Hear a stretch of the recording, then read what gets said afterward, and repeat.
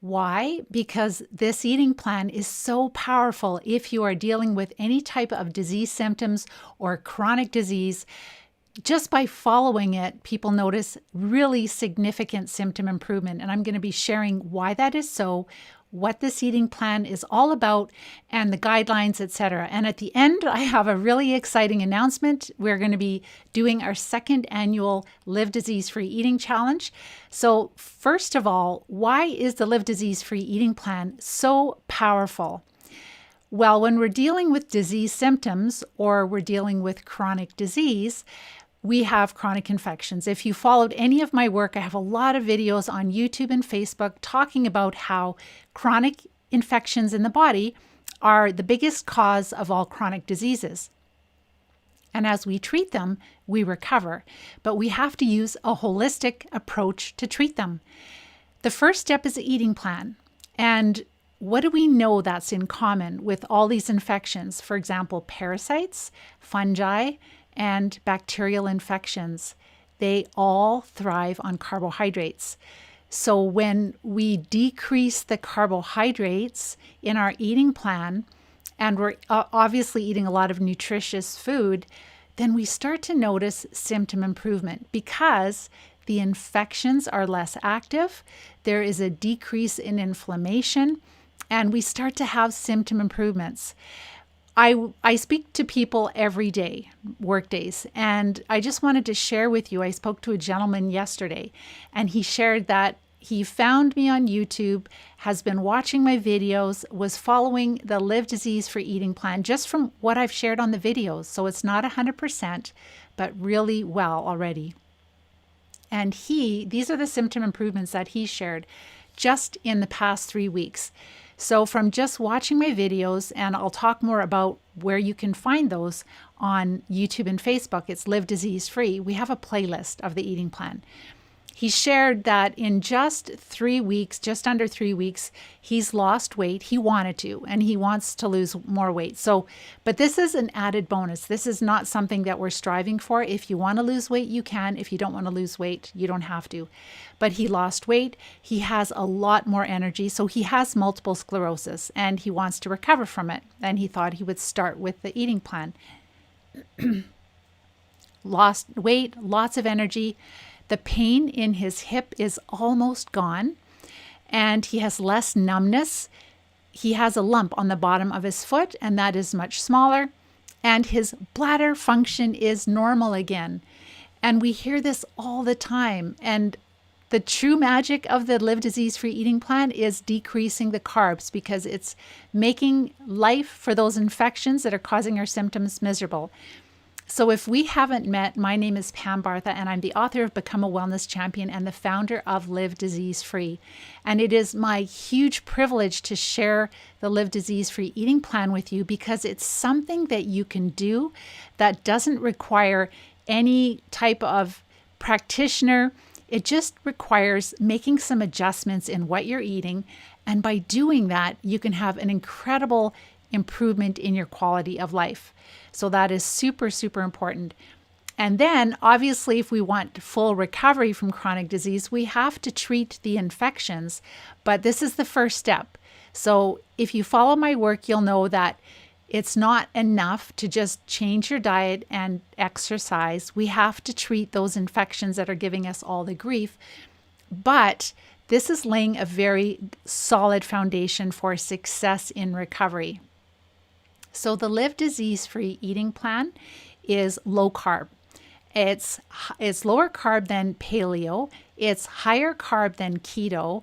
The difference I would say between paleo and the Live Disease-Free Eating Plan, again, is going a little bit lower carb, and that makes all the difference. But keto is a little lower carb, but they'll have dairy products, and that doesn't work with people that are dealing with chronic disease. People usually know that if they're dealing with any type of autoimmune disease or chronic disease, that omitting dairy from their diet really makes a big difference. So again, keto, you're allowed to have dairy products, and in the Live Disease Free, just butter. And then with keto, they're more meat and fat and not less vegetables. And the Live Disease-Free Eating Plan would have a lot more nutrition. So we would have 9 to 13 servings of vegetables, or working up to that as we tolerate it, if we were dealing with inflammatory bowel. And some people just don't eat vegetables, and they aren't used to eating vegetables. And so getting 1 or 2 in a day is a lot. And so we're just increasing the total numbers and servings of vegetables. And I'll go more specifics on that in a few minutes here. So that is what the Live Disease-Free Eating Plan. And another student just shared that she just joined. We've had a number of students just join in the past couple of weeks, because I did my large masterclass training live, and we've had almost 1,400 people register for that. So another wellness champion just joined us, and within 1 week, she doesn't have MS. She's a type 1 diabetic. Within 1 week of following this eating plan, she already was able to decrease her insulin significantly. And that is so incredibly powerful. And she's just starting. So, and this first gentleman that I shared with you, all the different symptoms he's having, now he's joined us in the academy, and now he's going to be treating these and building a game plan to treat these infections. So with this eating plan, we're going to talk about the challenge later, but what are the guidelines of the Live Disease-Free Eating Plan? I'm just going to pull them up here so I don't miss anything. So the biggest, most important thing to know is that we are decreasing the total grams of carbs to a target area. It should be below 50, and that includes carbohydrates, fiber, and sugar. So some net totals, net carbohydrate, they would omit fiber, but we're including that. Again, fiber, sugar, and carbohydrates. You're measuring it all. And for sure, you want to be below 50 total grams of carbs. But the best area to be is that we found with people that have chronic disease is between 35 to 40 total grams of carbs per day. And so all of the guidelines that we've had over 700 students take the Live Disease-Free Academy, and we really have a great sense of what agrees with people and what doesn't. And the bottom line is that usually the foods that are higher in carbohydrates, that would be maybe even some vegetables, things like carrots or tomatoes or peppers, we would use them, avocados, we would use them as a garnish, because if we have too much of them at a meal, then that feeds the infections and people don't notice the symptom improvements as much. So again, this is part of the prep phase for the Live Disease-Free Academy, following the Live Disease-Free Eating Plan, then supporting the body, and then we are ready to start treating the infections. And if you haven't watched any of my videos, please go back and watch. We have a playlist on YouTube, all the different types of infections that we know of that are involved in causing multiple sclerosis. I've done a 5 or 6 part series on the filarial worms. Now we're learning about tapeworm, immature tapeworm larvae in the central nervous system, and just what our students have passed, big worms over 2 feet long, many of them, and smaller ones down to a foot, 6 inches, etc. So MS is an infectious disease. And it's really important that if you want to recover, you have to understand that diet and exercise are not going to be enough, and supplements. You have to get ready to treat and then treat. And the eating plan is something that cannot be missed, because it makes the treatments so much more successful. It makes our recovery happen more quickly and more successfully. So that's what we're talking about today. So again, the target zone is if you're dealing with chronic disease, it's between 35 and 40 total grams of carbs per day. Really important. All right, so the next thing that I just wanted to share is that so sometimes if we're using, let's say, a chronometer, which is a free app on your phone, and maybe you want to check, maybe you think you're following it well and you want to check, there's a difference between total grams and net grams. So net grams usually omits the fiber. You want to include that in. Otherwise, you'll be thinking that you're in the target zone, but you'll be a lot higher. If you don't want to lose weight, then it's really important that you eat enough calories. All right, so calories is what keeps our weight on. Calories can come from carbohydrates, they can come from fats, and they can come from protein, animal protein. And so as we are decreasing the calories from carbohydrates, we are increasing the calories from healthy fats. And healthy fats are very rich in calories. They are high in energy. So you'll see that typically, and this is where you can figure out how many calories approximately you would need for your activity level, your age, etc. And you would want to calculate to get about half of your calories from fat. That could mean that you're introducing or including at least 3 or 4 tablespoons of healthy fats with your meals. And for some of us, we've been so programmed that fats are terrible for us, that they increase our cholesterol, that they cause heart disease. And unfortunately, that was all incorrect information. And now they're saying that an eating plan that is low in processed carbohydrates and high in healthy fats is actually good for your heart. And it's healthy fats. So it's fats that are not hydrogenated. So I see you guys are joining me here. Awesome. It takes a bit for them to show up on this program that we're using, but just make sure you type your questions in the question box. Please share this video with others. And if you like what I'm sharing, give it a thumbs up. If you are not subscribed to our YouTube channel, then make sure to subscribe to it. And that is Live Disease Free on YouTube, Live Disease Free. That way you'll know when I'm going live in the future. I love to do a lot of trainings. My background is a teacher and a coach. And this is so important, what I'm sharing with you, because this is the start of recovery. This is the foundation that you're laying, is you have to feed your body and greatly reduce the food to the infections that are making you feel so horrible. All right, so again, get the total grams of carbs down low enough. If you want to lose weight, it's pretty easy to lose weight. If you don't want to lose weight, then you just make sure you never skip a meal. You never skip snacks. Make sure you're adding enough healthy fats on. And that can be things like extra virgin olive oil. It can be organic, extra virgin coconut oil, and butter is fine. And there's a lot of different oils. You can go into health food store. The key is to get an oil that is not hydrogenated, that is cold pressed, that is extra virgin, that is organic. Those kind of things are really important. There's avocado oil. That would be an oil that'd be a little bit better if you're going to be cooking with a higher heat. Same with coconut oil. But the extra virgin olive oil is really a big staple of my eating plan. And it's super, super healthy, especially, again, if it's cold pressed, extra virgin. It should be kind of like a greeny yellow color, and it's in a dark bottle. So that is healthy.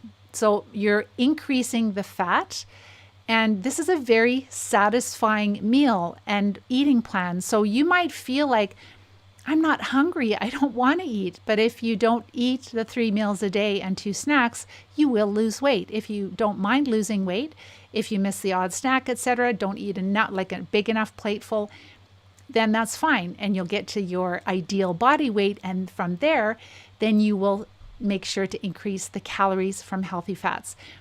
And we're still eating a ton of vegetables, 9 to 13 servings. So my platefuls are heaping platefuls, like all the way to the edge, like a salad, and nice and high. And I'll just throw on all kinds of low carb vegetables. If I'm having a meal at night, I'll have at least 2 types of different cooked vegetables with animal protein. And if I'm still hungry, I'll still add some greens. It's nice to use a variety of greens. I'm going to talk about more of the examples of things that I eat in a few minutes. But what I wanted to share first is just the guidelines. So again, getting the total grams of carbs into that target zone of 35 to 40, but for sure below 50. And then making sure to check to see if you are in the target zone. You can use the Chronometer, which is a free app on your phone, CRO, Chronometer. And again, total grams versus net. You're measuring total grams, include the fiber. And then to keep your weight on, you just have to eat enough calories. So decrease the carbs, increase the fats. And I talked about the different types of healthy fats. Again, organic, cold pressed, non-GMO, really important. And there's olive oil, almond oil, avocado oil, coconut oil, butter, etc. And the next thing that I wanted to share is that if you suffer with inflammatory bowel disease, it's very important that you eat the vegetables that agree with you, and you'll have to cook them. Or maybe you're prone to having diarrhea. then cook the vegetables and eat the ones that agree with you. They can be steamed, sautéed, stir-fried, oven roasted, and just listen to your body. And this is the whole thing with recovery. Sometimes we have leaky gut. Well, if we're dealing with chronic disease and we have a lot of these different infections in our gut, we do tend to end up with leaky gut. We can become sensitive to different types of foods that we shouldn't be sensitive to. If something doesn't agree with you, then don't eat it. Very, very important. And if you don't tolerate raw vegetables, then start off with cooking your vegetables. Again, steam, sauté, oven roast, or stir fry. And as your gut heals, as your intestines heal, because you are not feeding the infections as much, then you start treating them, you'll find that you'll be able to introduce so many different types of vegetables back into your eating plan, and you'll be able to eat raw vegetables and not suffer the consequences. Things like carrots and avocados, peppers, tomatoes. Be very careful with cherry tomatoes because they're very high in sugar. But a couple of slices of tomato on your salad is fine. Use these types of vegetables, and tomatoes are actually a fruit, but use these produce that I just listed as a garnish. So we know that carrots can be higher in natural sugar, and the infections that are making you sick, they don't care where the sugar is coming from. They don't care if you're eating organic fruit, or if you're having organic honey, or if you're eating any type of, like, a lot of carrots, peppers, tomatoes, avocado, etc. Too many nuts, that's another really big one. So with the Live Disease-Free Eating Plan, if you are improving, it's fine to have a very small amount of certain nuts. We would avoid peanuts because they tend to have a lot of mold, and pistachios. But things like almonds and pecans, and I love filberts, pumpkin seeds, sunflower seeds, sesame seeds, etc. So there's lots of nuts, but you would have them as a very small handful, maybe a quarter of a cup once or twice a day. Be very careful with nut butters because often things are added that may not have to be on the label if they're not in a very high concentration. And also, it's really easy to eat too much nut butter. Nuts are hard to digest. So if you eat too much of it, like if you're not prepared and you don't have enough food in your fridge and you're like, oh, I don't have time to cook, I'll just grab another handful of nuts, you'll feel really lousy because that will feed the infections. So again, you can have nuts if you tolerate them. Some of our students, they say to me, Pam, I have no self-control. I eat too many of them and I know that it doesn't agree with me, so I've just taken it out of my diet. So it's up to you whether you take it out or not. Again, these are healthy foods and you will be able to tolerate a lot more of them in the future again. But as you are recovering, it's really important to make life miserable for the parasites that are in your intestines, but also throughout your body. And we're doing this by decreasing the food to them in the intestines, but also we're keeping our blood sugar steady, so we're not having fluctuations in our blood sugar. Very important. And then we talked about the nuts and seeds. Make sure, again, to avoid any food that you are allergic to or sensitive to. If you don't tolerate eggs, you don't have to eat eggs for breakfast. I eat eggs, but you could have any type of leftovers. You could make some extra homemade sausages, patties, etc., freeze them to have them that you can just pull out quickly with whatever herbs and spices that you like, as long as they're pure herbs and spices and they do not have any sweeteners or fillers, etc., added to it. And there are certain foods that we do exclude, and I'm just going to go over the chart that we have. So there is, in our Live Disease Free Facebook community, we have a wonderful cheat sheet. And so if you look for Live Disease Free Community, you can join that and you can find that cheat sheet. And I'm just going to go over certain foods to avoid. So we would avoid all of the sweeteners. Why? Things like stevia are, if it's pure stevia, it should not feed the infections. But we generally, when we're sick, we have a sweet tooth or two. And if we just don't eat anything that's sweet, Number one, we can avoid, because some stevia is contaminated with other sweeteners, but it's very important to avoid things that taste sweet, which may not feed the infection like stevia, because if you get rid of your sweet tooth, it's called freedom. You are no longer a slave to like pining over and wanting so desperately to have desserts and sweets. And if you bring them back into your diet, that will continue to build up the bad microbes if you've knocked them back. And this is a thing that we do for life. It's managing our microbes. We want to keep the bad ones down and the good ones up. The good, healthy, life-promoting microbes, they love fiber. So the vegetables. The bad guys, they love sugar. So we don't want to feed bad. We want to make a terrain and an environment inside of our digestive tract where the good microbes want to live. And the bad microbes really suffer. They don't get a lot of food for themselves. So we would avoid all sweeteners, and that way you lose your sweet tooth and you won't even want sweets. I haven't had sweets for years and I don't miss them at all. I promise you. And it's called freedom. No, you don't have to worry about gaining weight anymore. You eat and you have lots of energy, and you don't have to feel sick after you've eaten. So it's awesome. So we would avoid all sugar and all sweeteners. The fruit, we would have a small serving about 30 minutes before our breakfast. So why is that? So there are certain fruits that are a little bit lower in sugar content, things like berries, and we would have only a very small, it's kind of like a treat, like a quarter of a cup. And so we're not eating a lot. And some students that want to recover from serious chronic disease, they're like, I don't need the fruit in the morning. I'm just going to skip that. And I'll just use those carbs for the vegetables that I'm eating and eat more vegetables during the day. It's up to you. But things like half a green apple, a small kiwi, or a very small serving of berries is fine.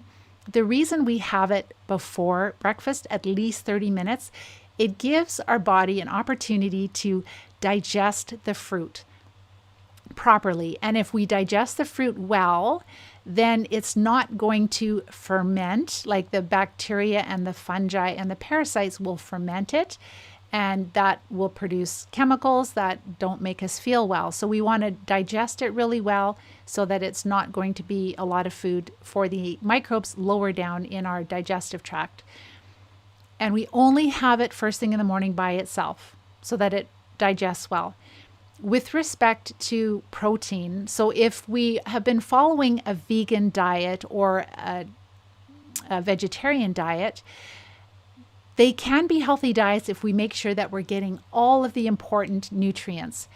But when the microbes in our body are really out of balance and we have a lot of disease-causing microbes, their favorite food would be carbohydrates.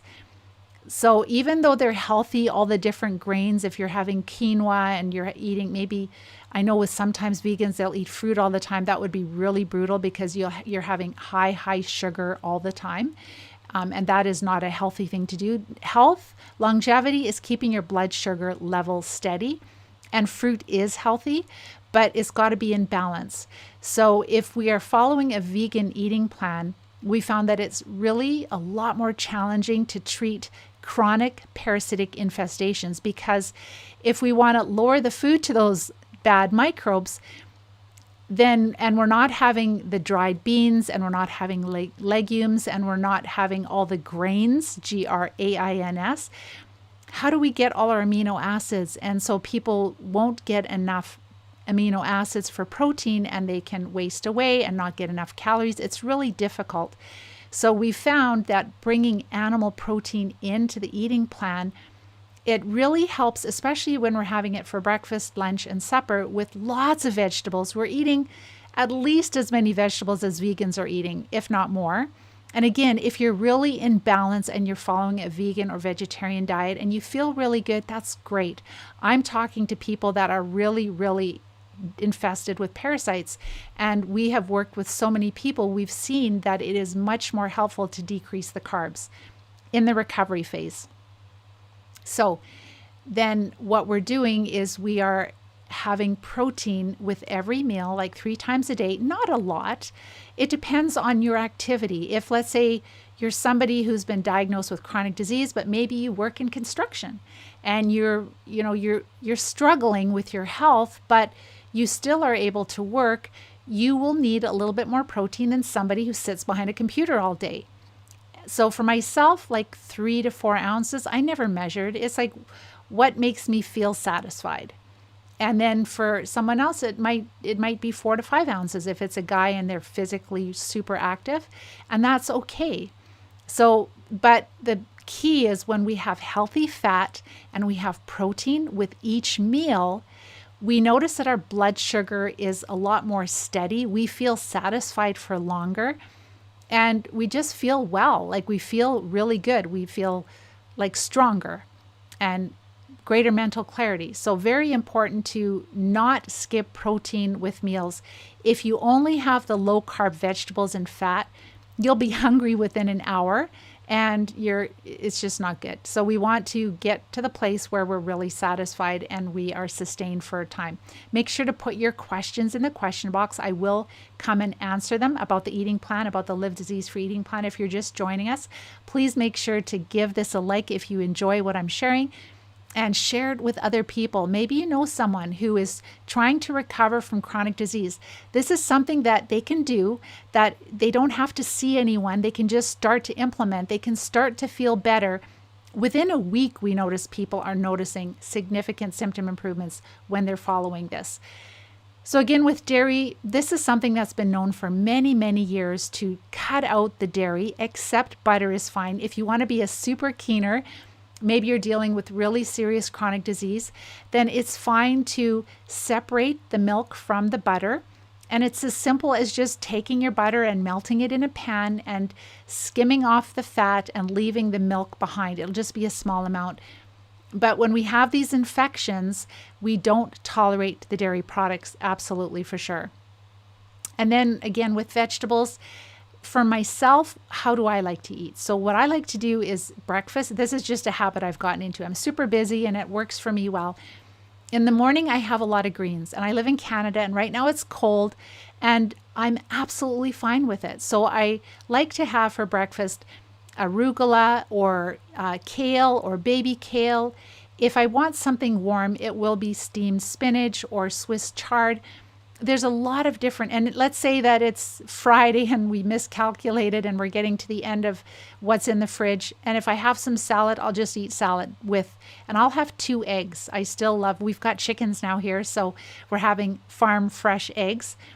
So I'll do 2 eggs on top of a lot of greens, and I love to have some sauerkraut, raw sauerkraut with that. And I just pour on the olive oil. I will go zigzag, zigzag one way around the plate and then zigzag, zigzag the other way. And when I'm done eating, and I'll have butter with my eggs. When I'm done eating, if there's olive oil left on my plate, I will take a spoon and I'll scoop it and I'll eat it because I'm slim and I don't want to lose weight. And olive oil, extra virgin olive oil, is expensive, so I make sure that I take in those calories and I don't waste them. So that's what I like to do for breakfast. If you're allergic to eggs, it's absolutely fine to eat any kind of animal protein. If you want to have kind of like a breakfast feel, you could totally make little patties, meat patties, or little sausages homemade. You can use pork, you can use beef, etc. You can use chicken or turkey, whatever. You can add spices. Just make sure that they are the plain spices. You can do dried mustard in it. You can put red pepper flakes, salt and pepper. Whatever spices you enjoy. You can make a big batch of them and freeze them so that you don't have to make them all the time. And that's all about ease and convenience and quickness, right? And you can have any leftovers for breakfast. It doesn't have to be eggs, right? So the key is also with this eating plan is to be prepared. On the weekend, decide what things you want to eat, and then go into town and purchase the ingredients and make extra. So what we always do is we make double, triple batches so that we have enough for, let's say, the next lunch meat and maybe another meal or 2 during the week, because we're all super busy. And a salad, will make a huge salad, and that'll last us for 2 or 3 days as far as the salad that I'll have at lunchtime. So I'll stop for lunch. I'll just quickly throw a bunch of salad that I've made a couple of days before, plate full again, rim to rim, and at least a couple inches high. I'll vary whatever I put on it, depending if I'll have some extra broccoli or cauliflower, I'll throw a little bit of that on it, but it doesn't have to be. Cucumber for sure. Love celery. Celery is just one of my favorite, especially if it is organic, because apparently celery can be quite high in toxins if it's not organic. So if you can find celery that's organic. But again, with this Live Disease-Free Eating Plan, we have a lot of people that can't afford organic, and they just buy the best quality they can. Of course, in the summer, buy local. It'll have a lot more nutrition and hopefully less pesticides. But buy local when you can. But when you can't, like we do in Canada in the winter, we unfortunately have to rely on our stores. We're grateful to have them, but it's just not the same quality. So I'll have a huge salad at lunch, and we will have some like cooked roast beef or chicken or whatever it is. Sometimes I'll make a big pot of hamburger soup and we'll have a bowl of that. But I find if I have a bowl of soup, it's not enough, and I'll have to have a salad on top of that with lots of fat. It's funny, when your body starts to become a fat burner, you crave it and you feel more satisfied when you eat it. And if you were to eat not enough fat, you'll feel like, oh, I just don't feel satisfied enough. And it is super healthy to have your body burn more fat versus being a sugar burner. Absolutely. So for breakfast, a big plate of greens with eggs. For lunch, a big salad with some kind of meat that we've cooked that I have left over in the fridge. It could even be a big salad, and I might have some hamburger patties left over too. We avoid all grains. That would include flax and amaranth and chia seeds. As far as vinegars, we would avoid all the vinegars. Definitely apple cider is fine. And so apple cider vinegar is fine, but we would avoid all the other vinegars. As far as the fermented foods, excuse me, I have a tickle.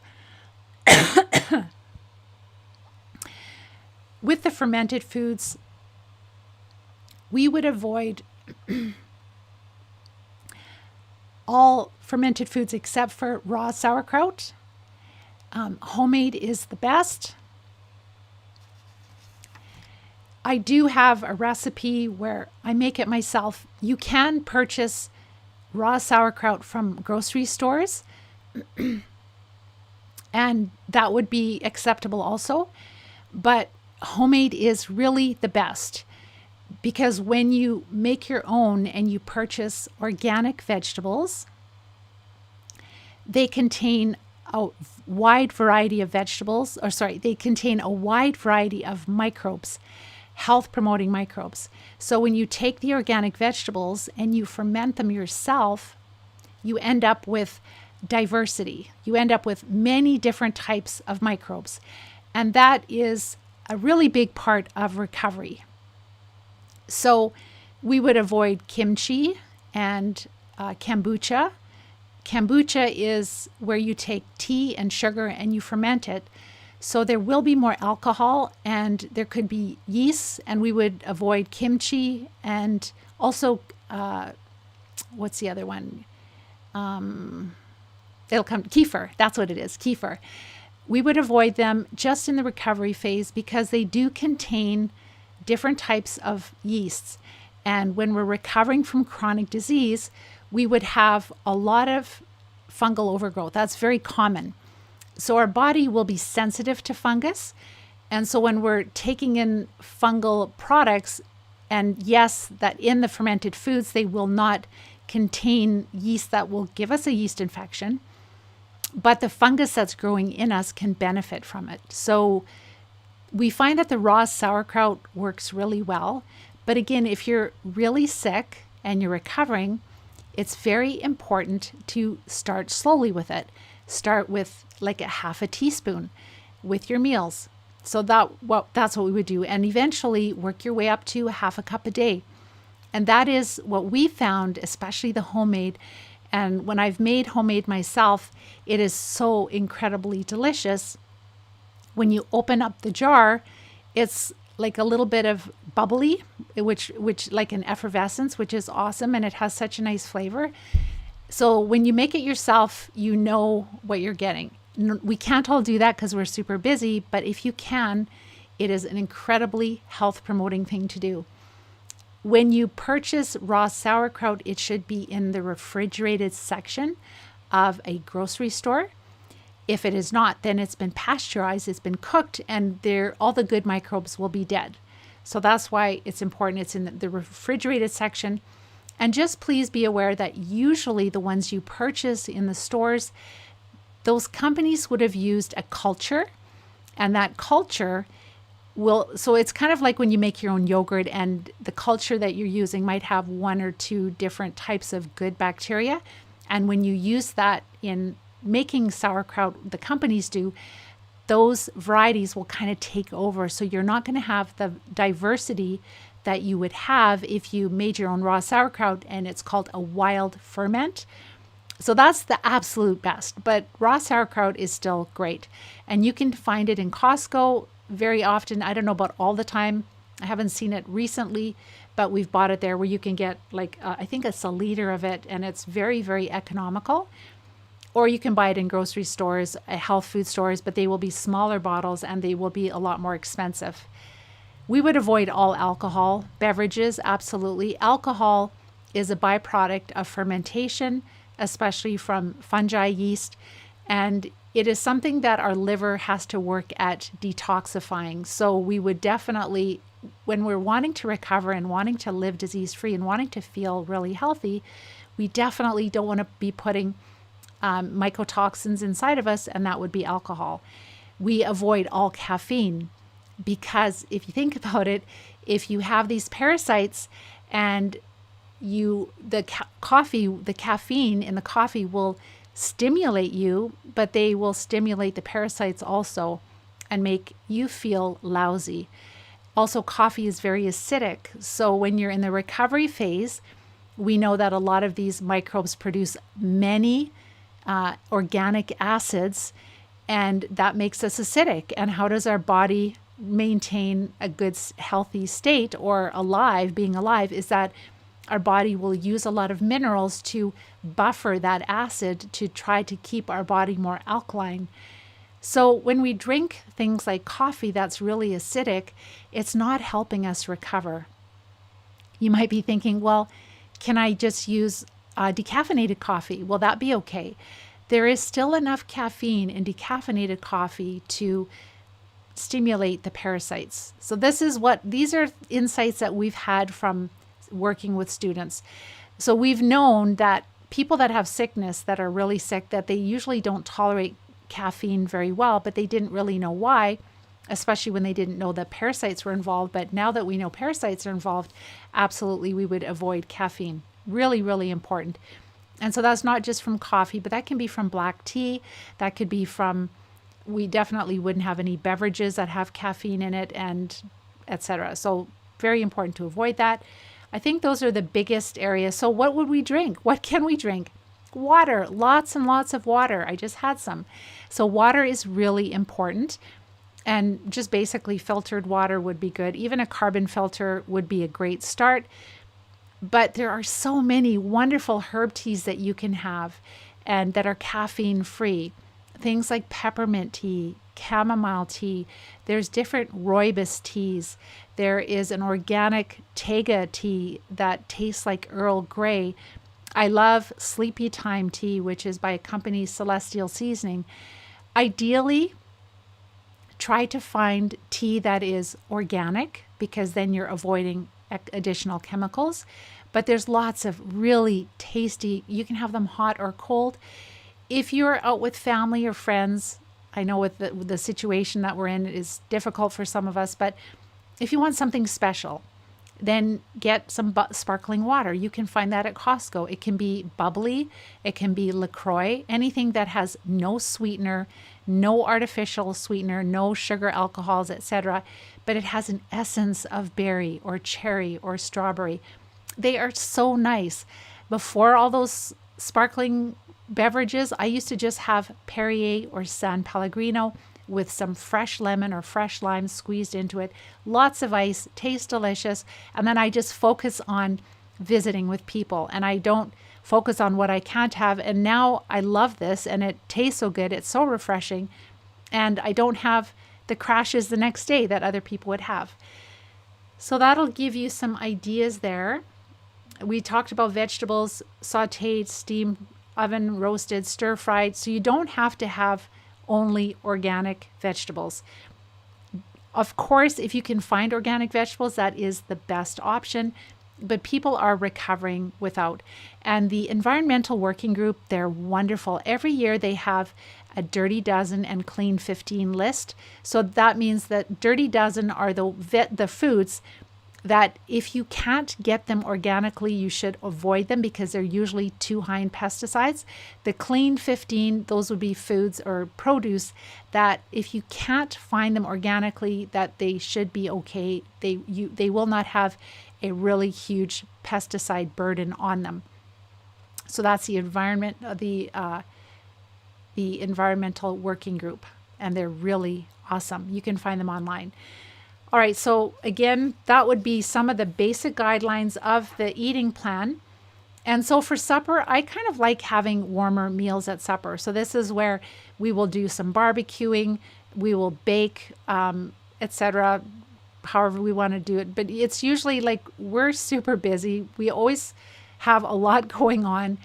And so for us, it's like throwing something in the oven or putting something on the barbecue. So right now it's pretty cold outside, so things go in the oven more. But it can be even like with a really nice roast where you're browning it on the stove. One of my favorites is a really nice roast, brown it on the stove in butter, put it in a pan, and depending on whatever type of cut it is, but I love to put rosemary on it and thyme on it. And you can sprinkle some garlic on it and onion powder. Just make sure it's pure onion powder, or you put onions and salt and pepper. But the thyme and the rosemary is just something that I absolutely love. It has such a great flavor. And I'm sure you guys have all your own favorites. You go ahead and share them too. And you'll have the opportunity to share them with the Live Disease Free Challenge that we're going to be doing. So that basically wraps up what I wanted to share, the guidelines, what I eat, why this eating plan is so powerful.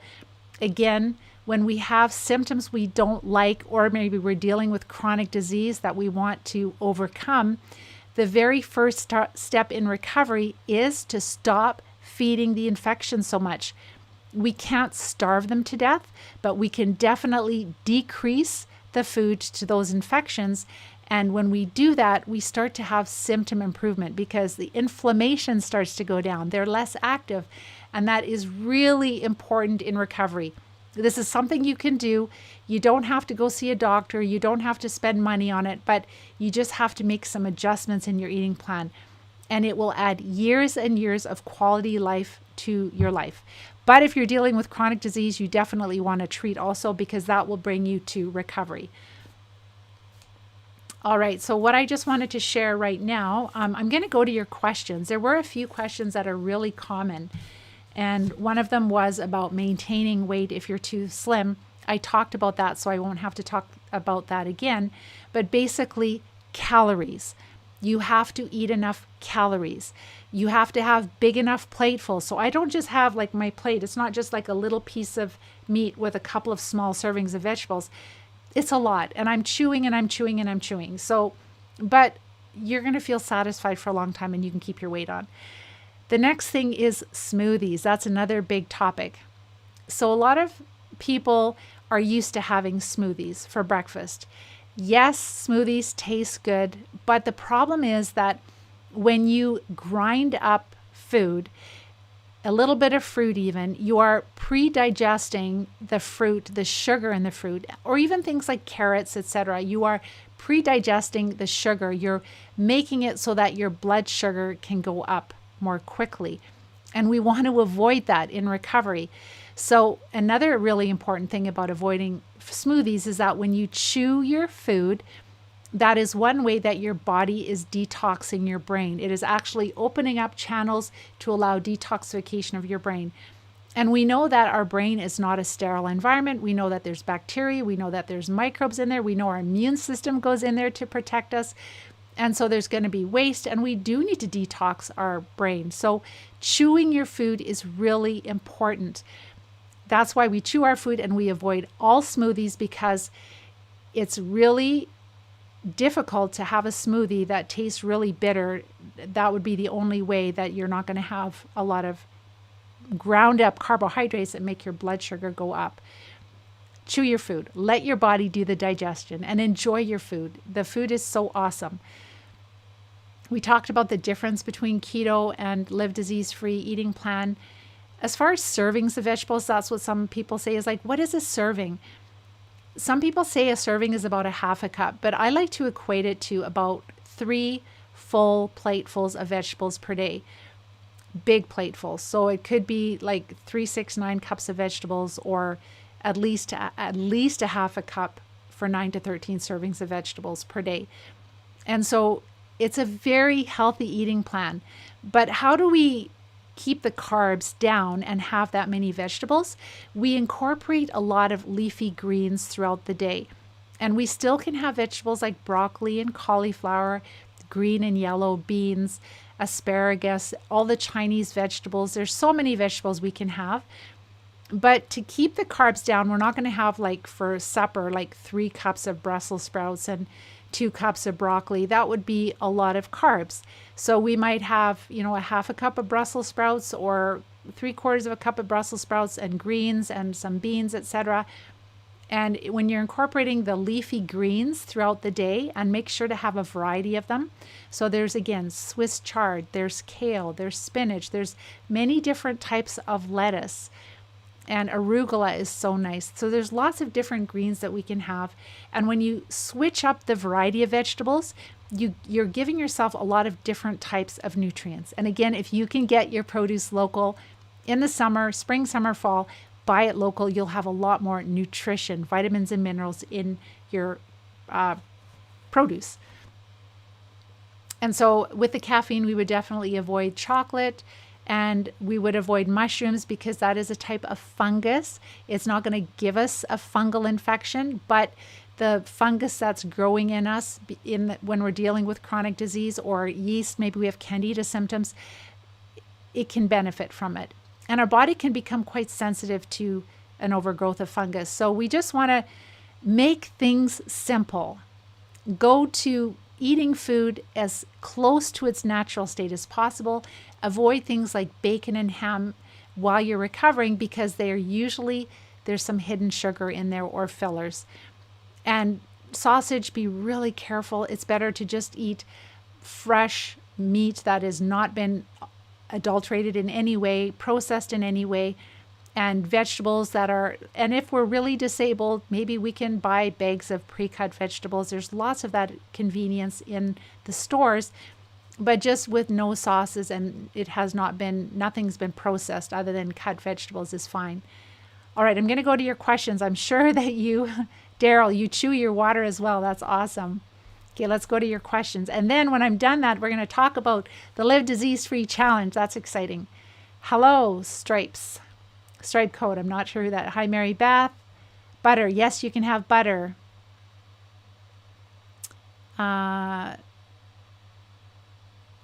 Hello. Happy New Year. Yes, we're almost through the first month of the year, which is exciting.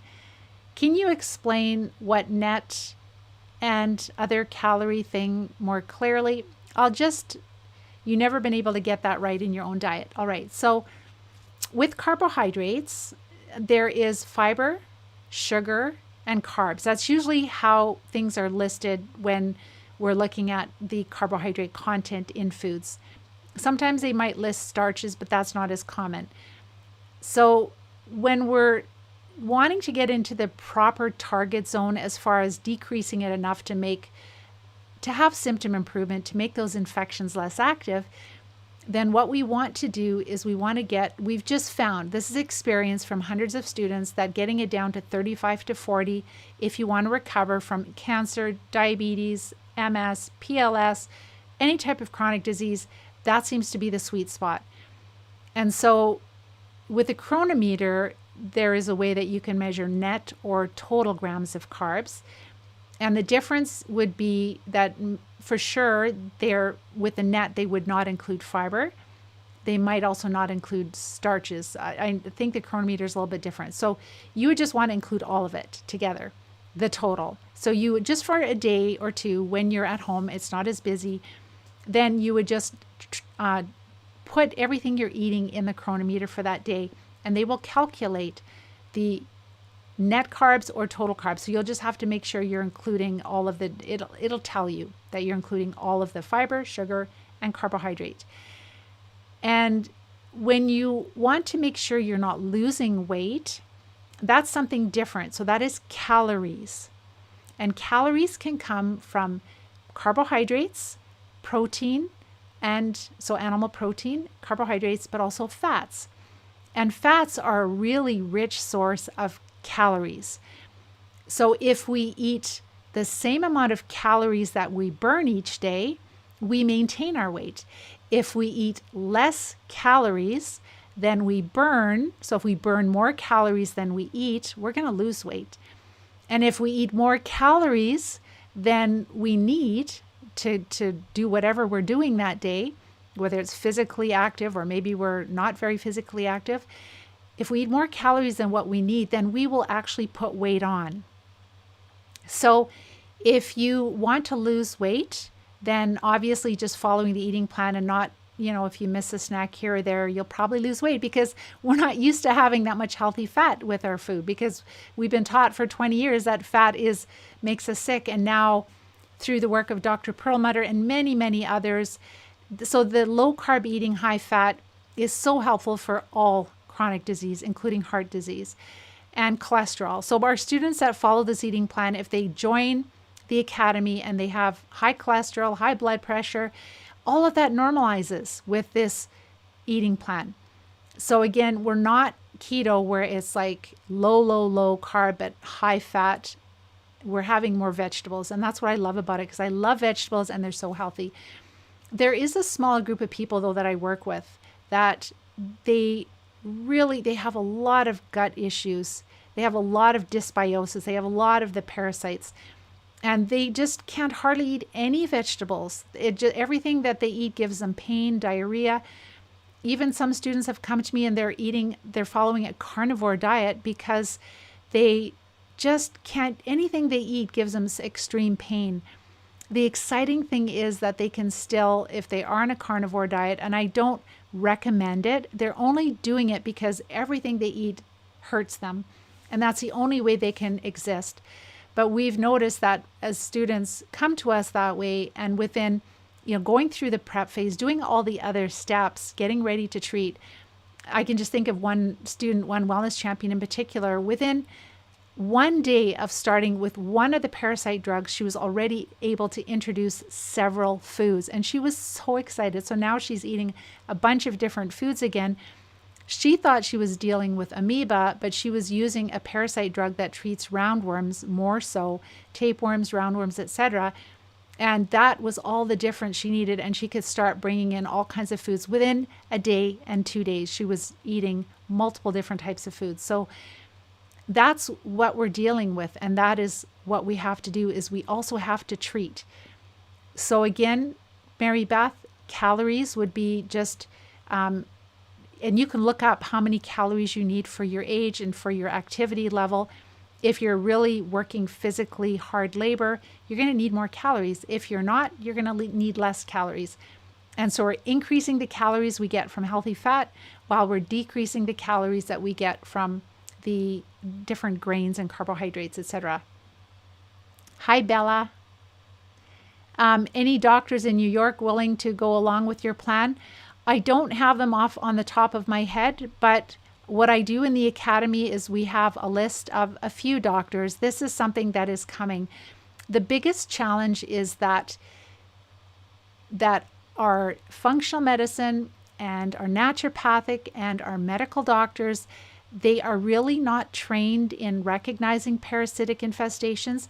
They don't have good tests, so it's very difficult for them to really even prescribe. And it's weird because They can write prescriptions for antibiotics without doing a culture to confirm if you have a bacterial or a viral infection, but they can't treat parasites. And it just makes me wonder why it is so hard to treat parasites in developed countries. We've been told we don't have parasites in developed countries, which is a complete inaccurate statement. Parasites are all around us. They're part of life. And why is it that it is so taboo to treat parasites?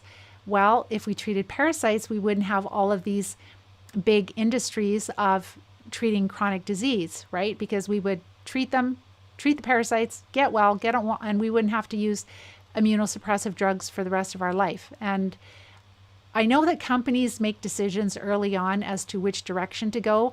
And of course, they're companies and they have to make profits. So that unfortunately is the reality of why it's been so difficult to get this out.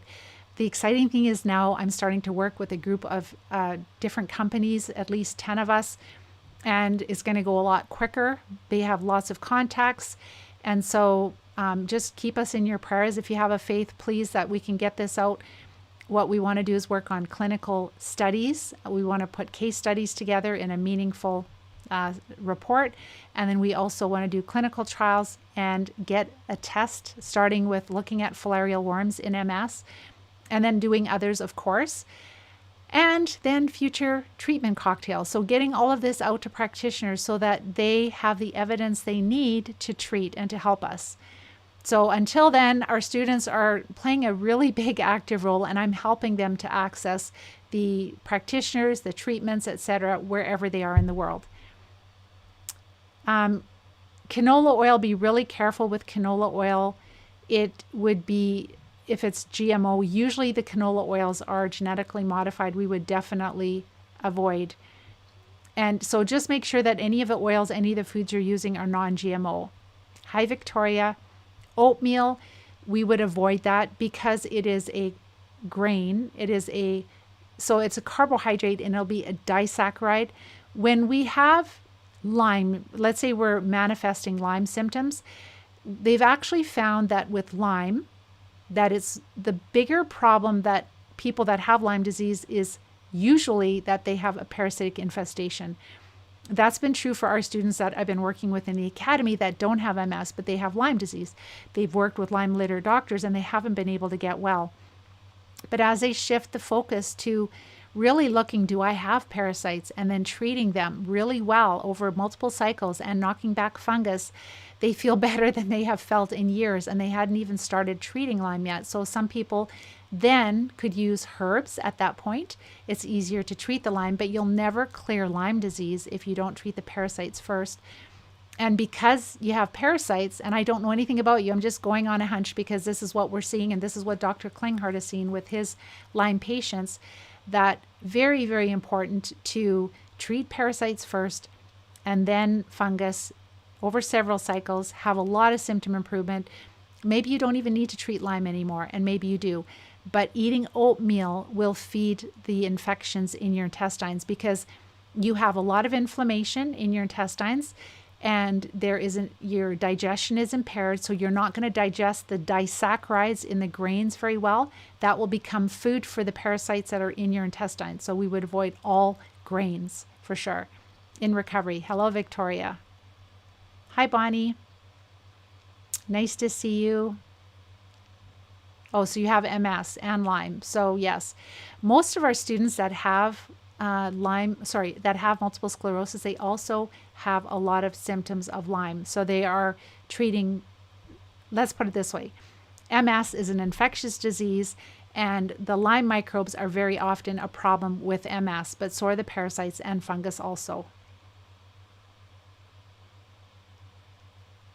Awesome. Okay, hello, Roseanne. Hi, Sean. Thank you for your kind words. Kimberly, hello. Deanna, hi. Janelle, does that not spike sugar, eating sugar on an empty stomach?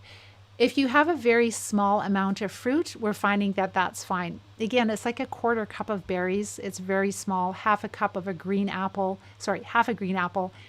So it's a very small amount, and we're eating food within half an hour after that. So we found that that's fine. Hi, Alexander. Mariella, hello. Can I use coconut oil and garlic to kill the parasites, expelling them daily? Unfortunately, it won't be enough by itself, but having raw garlic, if you tolerate it, and chopping it up and putting it on a spoon is very medicinal as far as it can be helpful for knocking back Lyme and fungal overgrowth, but also small parasites. But it's not going to treat the large worms. It's not going to work systemically, but it is definitely something that's awesome. And raw garlic is the most helpful. Hi, Catherine, hello.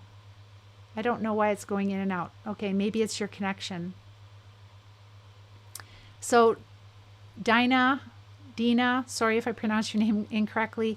Will I be able to stop taking my MS medications with a diet change? I can't give medical advice because I am not a medically trained neurologist or doctor, but what I can share with you is what the wellness champions are doing, the students that I work with in the academy. So it's very important that you do research any pharmaceuticals that you're taking. And when you do a little bit of digging, you'll see that the MS drugs, they all suppress our immune system, our immune function in various ways. It's important to understand the mode of action, so to review that on on different sites, but also not just the mode of action, but the adverse effects.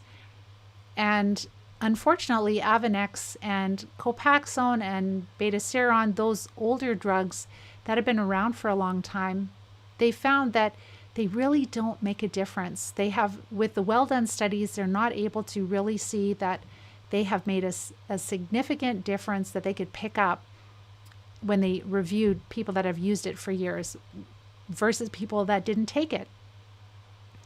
So then you have to say, okay, well, if I don't know if it's working, I don't know that it's making a difference, and I'm taking this and look at the adverse effects, you'll have to decide if that's something that you want to do or not. It's your body, you have control over it.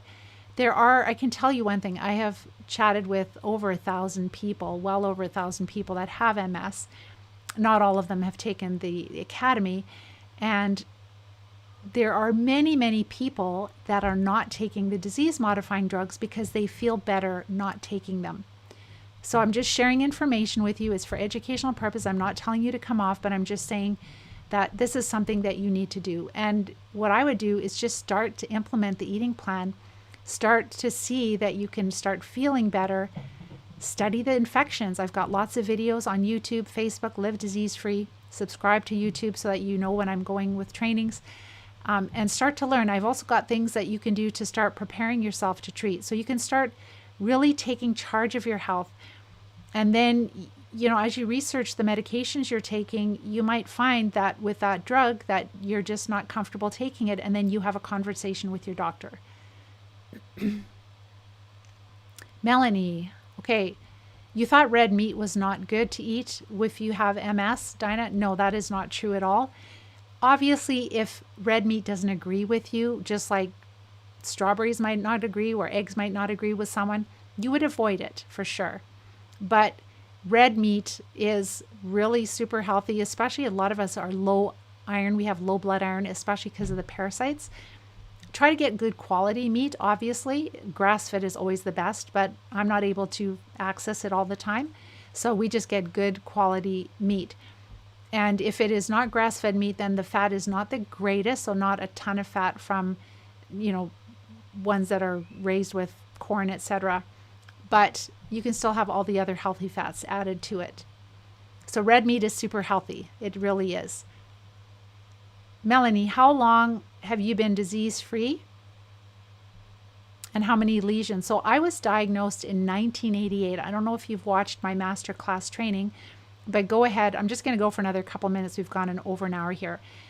So I guess I better get to the challenge. Okay, I'll have to stop with this last question. But please type your questions in because we will answer your questions, absolutely. So I was diagnosed in 1988. I was not really given the option of an MRI back then. It was a long time ago. I had such a severe case of optic neuritis. It was like a black patch for at least 6 weeks over my left eye, and it never totally regained. So if this eye didn't work, I would not be able to drive. So there is damage to the optic nerve. And that happened when I was 28 years old.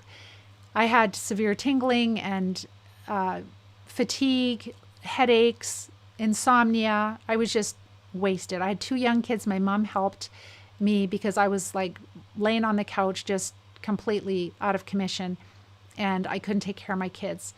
And I went to in Canada on the West Coast is the UBC MS clinic, hospital clinic. And I was diagnosed by a leading MS neurologist there. And he told me that for sure I had MS, especially the severity of the optic neuritis. Within 3 days, it was like a black patch over my eye. And I just wish I knew, like what I'm sharing with you guys, if I would have known this information, I could have probably saved my vision in my left eye. Luckily, I can still see out of my right eye. But if I would have known this, I could have just changed my life so quickly. Our goal is to catch people early before they're diagnosed. I just spoke with a gentleman today out in New Zealand who's going to be joining us, and he doesn't have a diagnosis yet, but he has at least 5 to 7 symptoms of MS, and he doesn't want to go there. He's like, if I can just treat these parasites and just get on with my life and not even get a diagnosis, and we have students like that. So for myself, though, I learned very early on, by the grace of God, I got one book, and that book talked about infections causing multiple sclerosis. So I read that book, and I decided at that point to take a different path to try to figure out these infections. And I started off with Candida, like that was the Candida books back in the 30 years ago. They were written over 30 years ago by medical doctors, which are crazy. So I started knocking back Candida, and I did other integrative things, and not a lot of things didn't help. Like a lot of you might have spent a lot of money on things that really didn't make a difference. They were safe, but just not helpful, supplements, etc. The more I focused on treating infections, that is really what's kept me free. So I never had another major attack. I really went onto the Candida diet and then started treating Candida, and then started treating parasites with herbs, and catching it early enough. I've been able to live MS free for 30 years now. But I still had parasites, and I live in Canada, and I've had stool tests done and nothing shows up. But because of the work that I've studied under these doctors and learned protocols, and then the work of Dr. Alan McDonald finding the filarial worms in the spinal fluid of MS patients, we started to say, okay, well, what medications are used for these worms? And so with the help of the doctor that has been treating parasites and training doctors, he invited me to attend his training of 4 or 5 days. And so we've been starting to incorporate that, and it's really helping for students to recover more quickly. There's never going to be a magic parasite pill. I don't believe that, because even with the MS students that we're working with, they're not all testing well through energy testing, and you can watch some of my other videos, but they're testing well for different types. So for myself, for example, I've been MS free, but I'm sure I have flukes, intestinal flukes. They're flatworms, and they're about 3 inches long, and I've passed a number of them, and roundworms. So we all have parasites. It's the degree of the parasites in our body. And when we have a huge amount of them, and where they're getting into the central nervous system, and sometimes it's actually the microbes they're infecting us with. That's really what is, sometimes it's like bacteria or small protists that they're infecting us with that can be causing the symptoms too. We know with the filarial worms, they're infecting us with Borrelia, which is Lyme disease.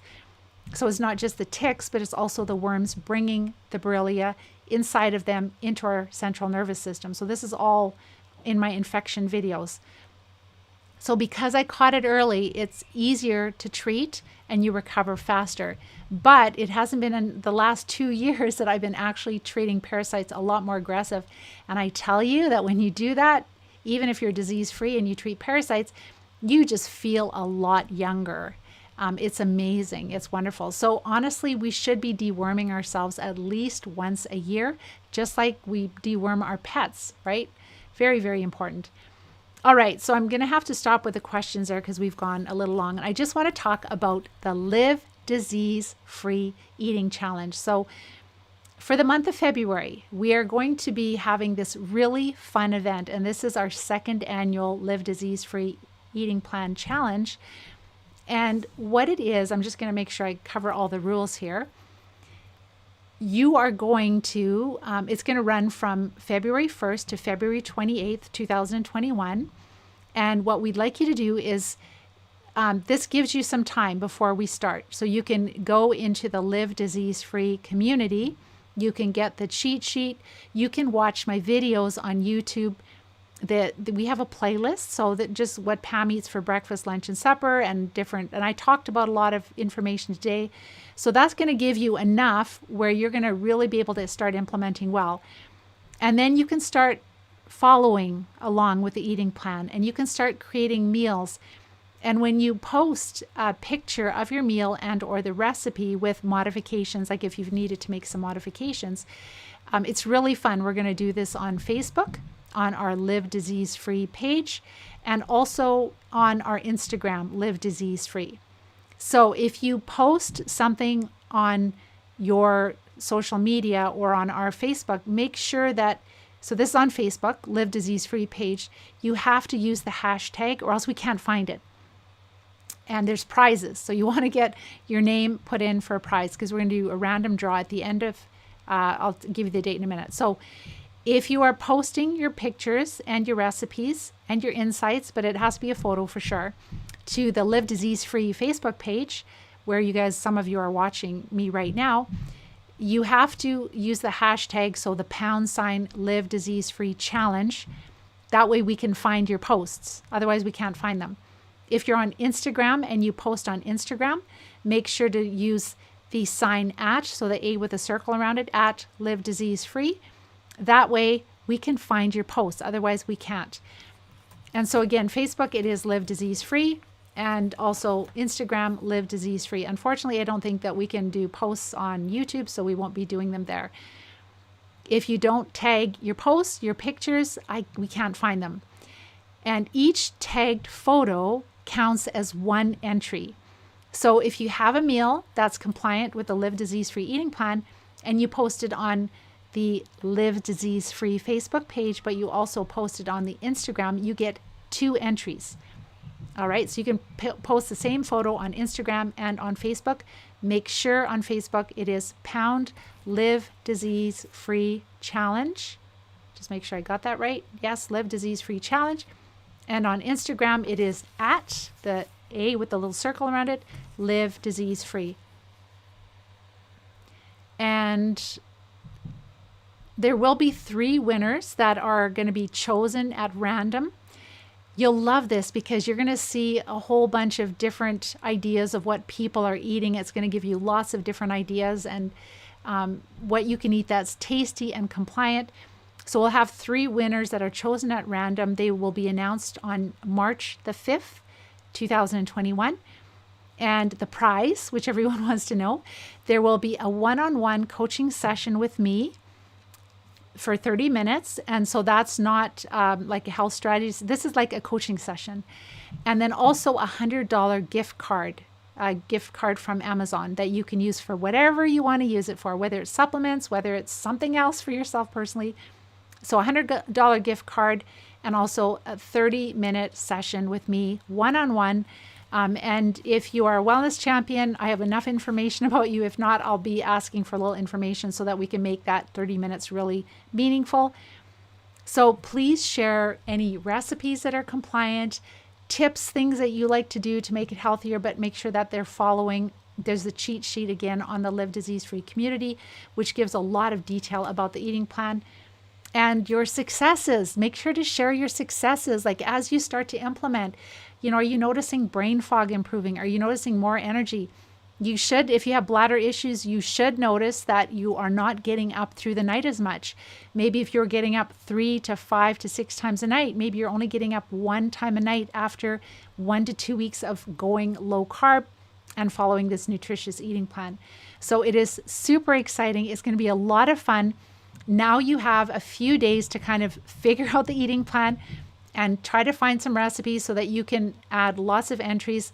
And let's really get this out. Let's really help people to have different, number one, to even know about it.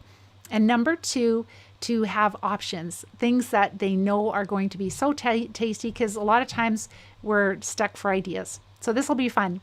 So with that, I will be back next week, same time, with another amazing topic. What I would really like to do next week, and I don't have the schedule in front of me, but I would like to address Dr. Alan McDonald's most recent research, August last year, where he found the tapeworm larva in the central nervous system of people that suffer with MS. And I'm going to share information about that. Hopefully we'll have more, but it's a poster that he has created, and we'll share the poster with you. If you are wanting to join us with the challenge, there will be a link for all the information. We do have a post on livediseasefree.com, our website. And so you'll be able to get all the specifics about the challenge there. If you're at the place you're like, Pam, this infection thing makes so much sense to me. It's common sense. I totally get it. I want to find out more about the Academy. Then what you would do, we will post my masterclass training replay that I hosted about 2 weeks ago. So just watch it, and you will learn a lot more about the steps we take to recover. If you want to join, and we've had a lot of students joining in the past 2 weeks, then just reach out to me. You'll be able to fill out a form and get all your questions answered, and you can become a wellness champion and start treating these infections. You can still do the challenge. So I just hope that I've given you everything you need. There's lots of free stuff on YouTube with the diet. Get to know me, start implementing, start noticing improvements. But if you're at that place, it's like, no, I want to start treating, watch my masterclass training. I can support you if that's what you want, but you'll learn all the steps, etc. So with that, have a wonderful week, and we will talk to you next week, same place, same time. Take care and bye-bye for now.